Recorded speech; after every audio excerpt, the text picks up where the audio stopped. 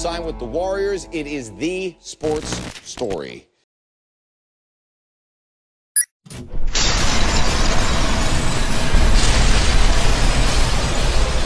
It's going down. You are now fucking with Hood Chart Radio. Yo, what up, We dog? trapping out the bandwidth, bitch.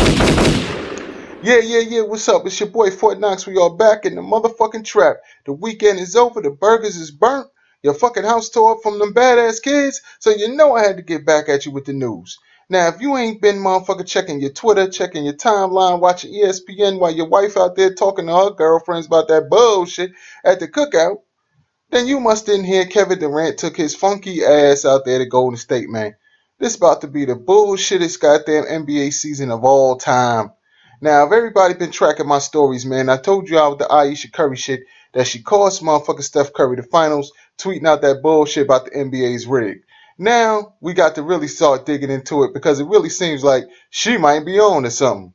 Kevin Durant, everybody knows they took Golden State to 7 games in the Western Conference Finals, and basically they were up 3-1 and then they fucking lost. But as soon as LeBron and them be down 3-1 and actually come back and win, the NBA's rigged. This some bullshit. So you know they couldn't have that be the story of the summer, that how the NBA is rigged, that the NBA get Draymond, aka wannabe LeBron, suspended just so LeBron could come back and then have to win 2 more games after that. But it's rigged. It's rigged. The fix is in. So anyway, when Durant takes his happy ass out there, now everybody, this is going to be the super team. This is the dream team. But what y'all not realizing is, man, all that is the payoff for Steph and them keeping their mouth shut because they know they had to motherfucker take a bow in that last finals because her wife fucked the shit up for the fucking Warriors, man. I'm telling y'all what I'm telling y'all. Y'all can believe it, or y'all can keep getting in the comments with the bullshit, or y'all can start digging beneath the surface, man. This is so set up. This is worse than Hillary with the goddamn Bill Clinton shit. And what's up with him, man? He meeting with the goddamn Attorney General on the plane. He said, fuck that. I need a private meeting and shit. Fuck what Obama talking about. I run shit around here.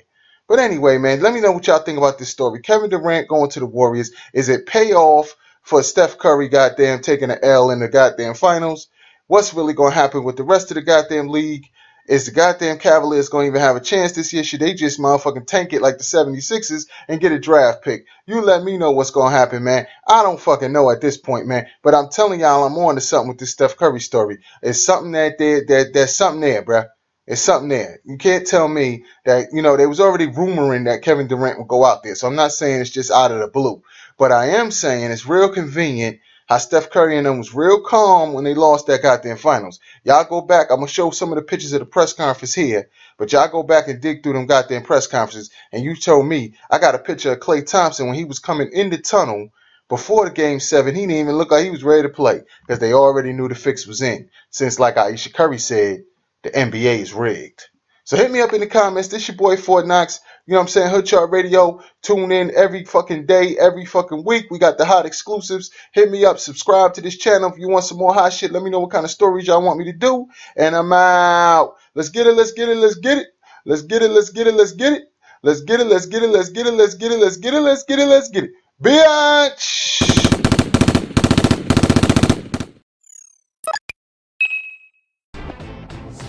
Yeah, we rarely have a dull atmosphere no matter what arena we're playing, so it's easy to find energy and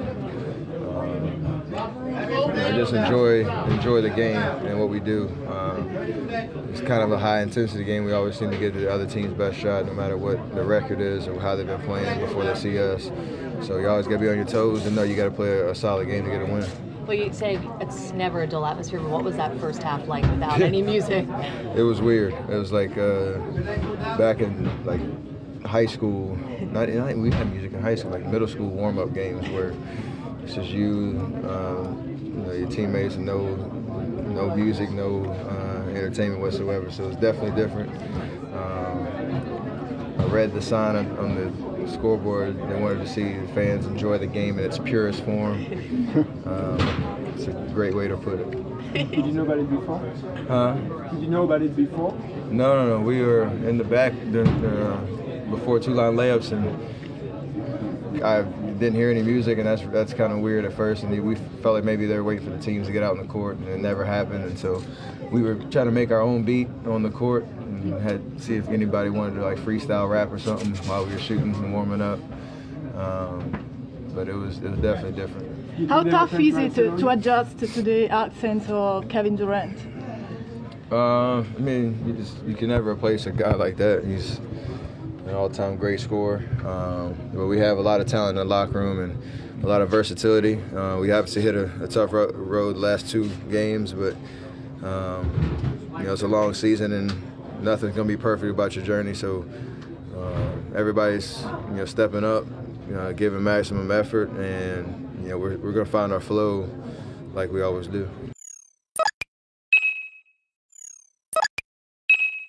Steph, at the end of the third quarter, like the last minute and a half, you got a rebound, came down, it's good, and you hit the 2 threes.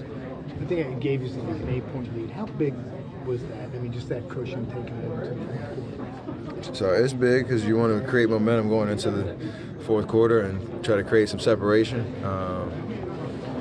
We got stops. Down the stretch, I was able to obviously convert on the other end. So there's moments in the game where it can go either way. 4-point, 6-point lead you can kind of double that, or like I said, create that separation, or especially on the road, you can allow a home team to feel good about themselves and give them life. So you got to take advantage of those moments as a player on the road to be able to. I wouldn't call that dagger because there's a lot of games left, but make some big shots and create some momentum. Was there any difference coming in here with a losing streak, something you haven't had in several years? I mean, it's different. Just like you said, we haven't experienced that in a while, but for the most part, I mean, that's an anomaly to begin with. So you can't really, get defeated at all or play into the depressing kind of questions and moods and stuff in the last 48 hours. So we knew we'd be fine, getting back to who we are.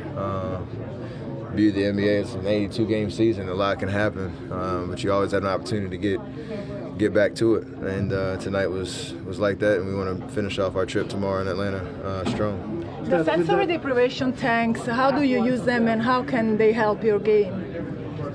It's a great question.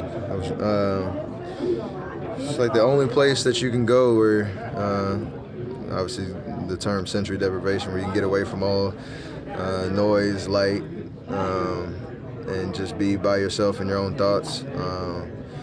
It's pretty cool. I obviously recommend everybody try it at least once, just to see what it's like and how it might help them. Thank you.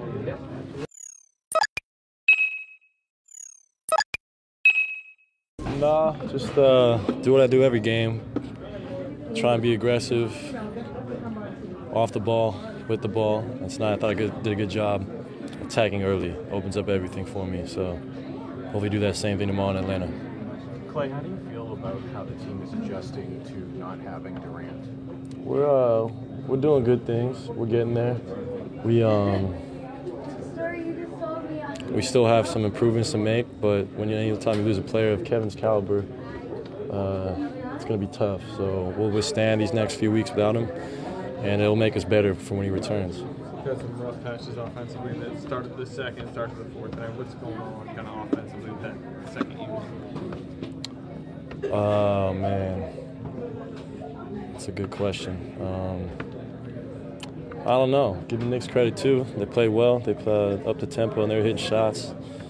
I don't think there's anything wrong. I just think we got to continue to do what we do well, and that's just share the ball and play out both sides. It's extremely hard. Clay, dumb layman's question. Like, you and Steph hadn't been shooting well. Was there a different feel for you tonight in the way you were shooting?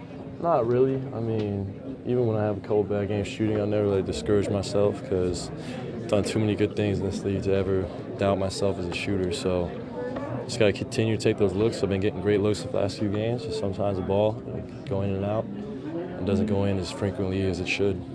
What are the biggest adjustments playing without Kevin Durant?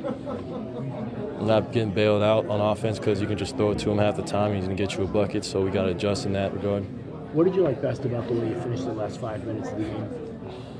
The way we moved the ball and how patient we were. I think our patience was tremendous. Got down to 6 seconds sometimes, still got a great shot. So we played with great patience on the offensive end for the last few minutes. What was the first half like with no sound? It was different. I'm not sure I would enjoy it again, but it was felt like open gym kind of.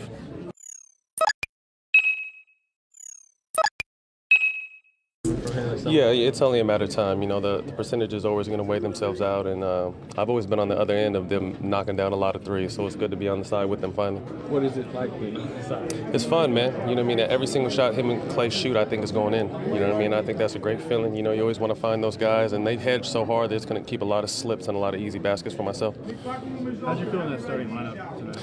It was, you know, like I'm just trying to find my rhythm. You know, coming to a team like this, I don't want to step on any toes. You know, I had a tough assignment tonight guarding Melo. You know, try to make him work. But, you know, my defense is always going to be there. It's just kind of finding my rhythm and my spots on the offensive end. What was the first half like with no sound? Yeah, it was weird. It was like they were grounded or something. You know what I mean? I've never been a part of a game in the NBA where it just kind of felt like it was dead. The arena was dead. But in the second half, you know, they got off punishment and the music came back on, and I think it was a better game in the second half. The fact that they did not tell you about it before, do you think they were trying to unsettle you a little bit? I mean, I think it was, you know, both teams. You know, you're just used to the music when you warm up, when you're out there. But, you know what I mean, at the end of the day, you still got to play ball.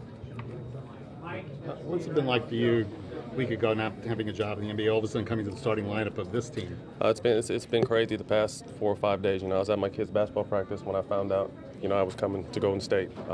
So it was just a relief and, you know, a chance to win a championship and, you know, a chance to be a part of something special.